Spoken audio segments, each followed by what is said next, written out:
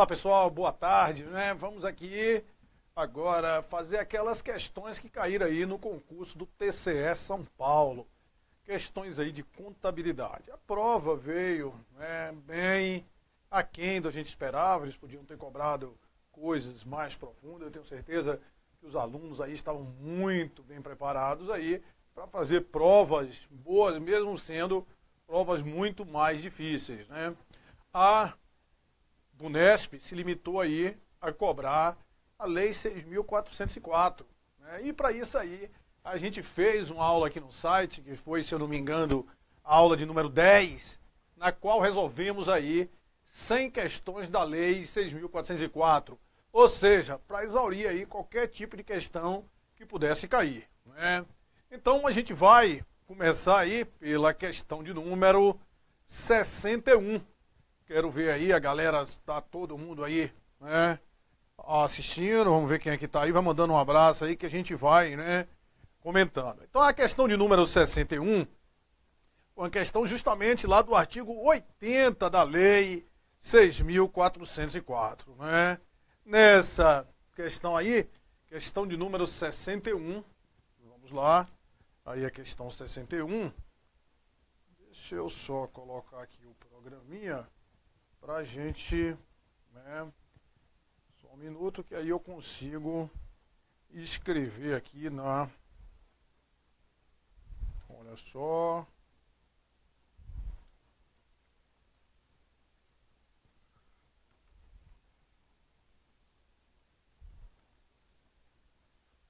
acho que agora a gente já vai conseguir fazer o que eu estava pronto, né? Então, pessoal, olha só, essa questão aí, a questão de número 61, de acordo com o artigo 80 da Lei 6.404, é necessário para constituir uma sociedade anônima. Nós resolvemos essa questão mesmo, né, essa questão mesmo aí, na nossa revisão aí. Subscrição, pelo menos, por 2 pessoas de todas as ações em que se divide o capital social fixado no Estatuto. Isso é falso. É por 2 pessoas, por pelo menos 2 pessoas. Aí vem realização como entrada de 10% no mínimo do preço das ações à disposição no mercado, né? Isso aí também está falso, né? É realização no mínimo 10% do preço das ações subscritas, realização em dinheiro do preço das ações que foram subscritas. Portanto, alternativa B aí também alternativa falsa. Subscrição pelo menos por 3 pessoas jurídicas. Não fala se é pessoa física ou pessoa jurídica, mas fala que é pelo menos por 2 pessoas de todas as ações em que se divide o capital fixado no Estatuto. Então, 2 pessoas e não tem necessidade de ser essa coisa de pessoa jurídica. No mínimo, 1/4, 25% como entrada em dinheiro do preço das ações subscritas. Não é 25%, é no mínimo 10%. Mas não é 10% das ações à disposição no mercado, é 10% do preço das ações subscritas. Por isso que a alternativa B estava incorreta e a alternativa D está incorreta por causa do percentual. E a alternativa E está, né, aí nós temos a alternativa correta: depósito no Banco do Brasil ou em outro estabelecimento bancário autorizado pela CVM da parte do capital realizado em dinheiro. Portanto, questão de número 61, gabarito aí, letra E. Tranquilo? Sem dificuldades, né? Tranquilo, tranquilo. Vamos aí para a próxima questão, que foi a questão de número 62. Aí ele vem na 62 aí, dizendo: o patrimônio de uma empresa é reflexo do seu conjunto de bens, direitos e obrigações. Portanto, é correto afirmar que o patrimônio líquido foi igual a 0, revela inexistência de passivo. Isso aqui é, de certa forma, um pouco, né, polêmico, né? Algumas bancas, por exemplo, a ESAF, ela trata desse jeito aí, que só existe patrimônio líquido se o patrimônio líquido for positivo. Se o patrimônio líquido for nulo ou for negativo, seria uma inexistência de, né, patrimônio, inexistência de... Ele fala, quando o patrimônio for igual a 0, revela inexistência, não é de patrimônio não, inexistência de passivo. Falso. Você tem um ativo de 100, você tem um passivo de 100, o PL é igual a 0. Então nem é o caso que a ESAF considera não. A ISAF considera, se o PL for, né, zero ou negativo, seria inexistência de PL. Mas aqui ele vem com inexistência de passivo. Não, né? Não é porque o patrimônio líquido é igual a zero que você não tem passivo.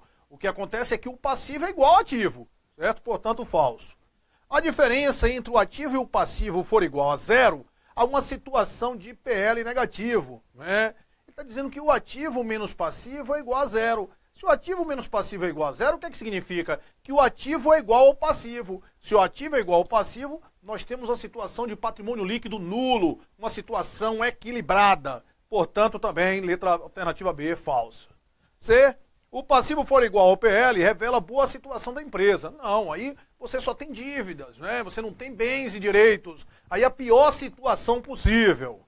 Falso aí também. O patrimônio líquido foi igual ao ativo, os sócios não possuem dívida a pagar. Perfeito, né? Se o PL for igual ao ativo, né, significa que a empresa não tem o quê? Não tem dívidas, né? Não tem passivo. As obrigações para com terceiros é o quê? Igual a zero. Portanto, aí nós temos o gabarito da questão aí, letra D de dado.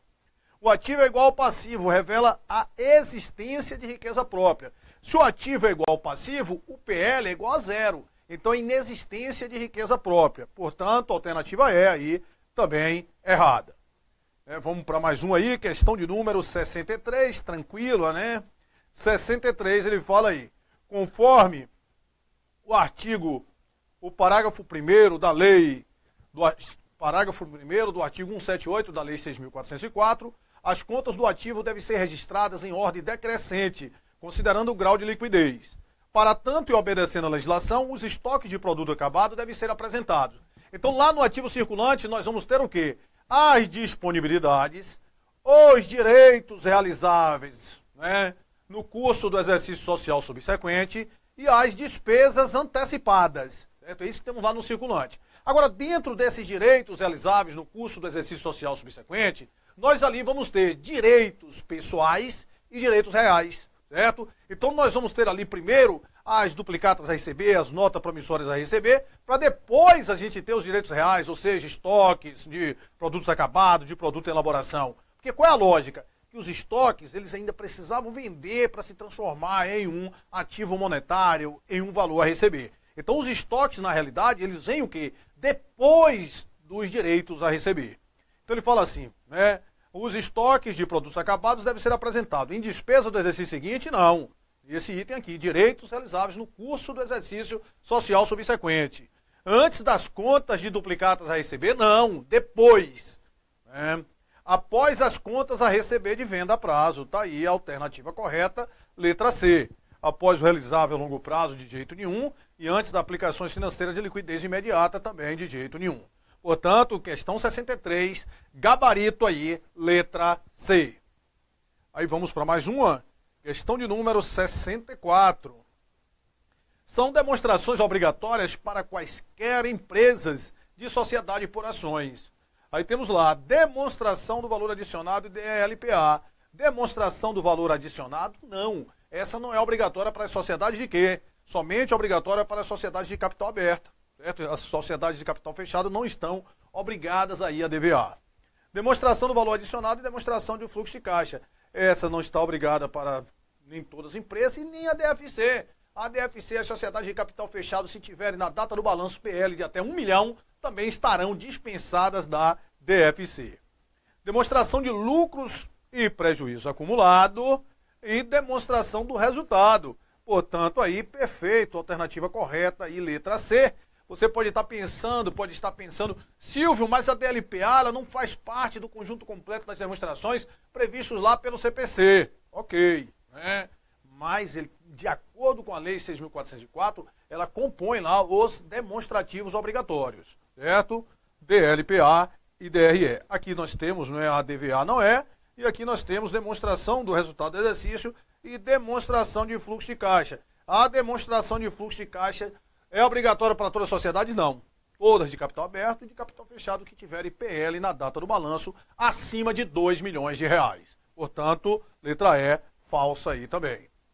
E aí nós vamos para a questão de número 65, questão de 65, que foi as despesas na demonstração do resultado do exercício, de acordo com a Lei 6.404, devem ser discriminadas na seguinte forma, né?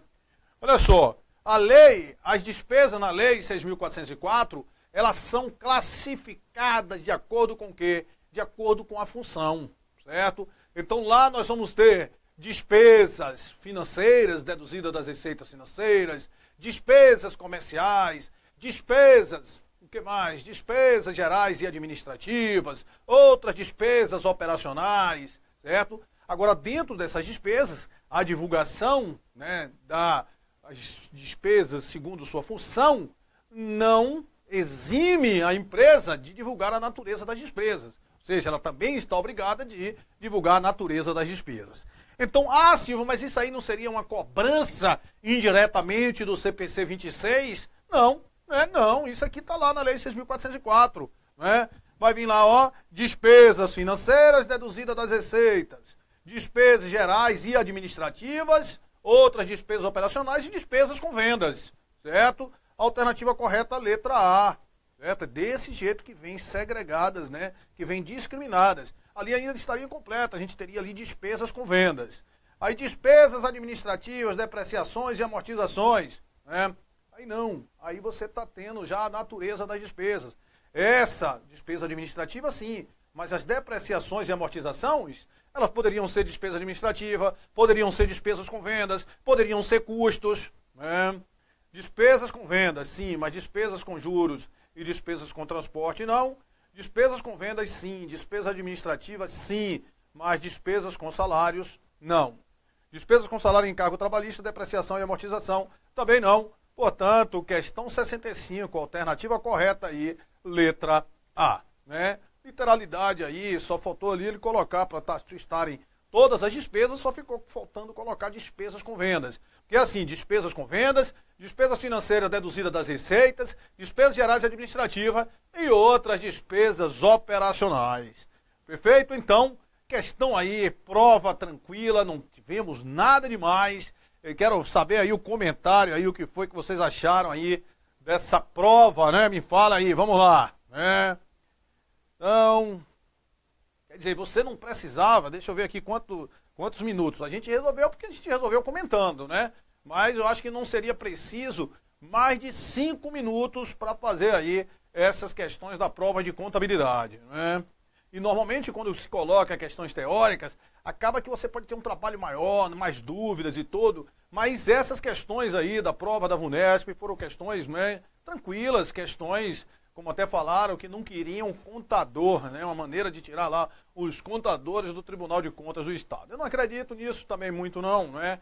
Acho que isso às vezes tem uma prova ou outra que eles sempre puxam mais, outras puxam menos. Eu gosto muito quando as provas de contabilidade elas são mais difíceis, né?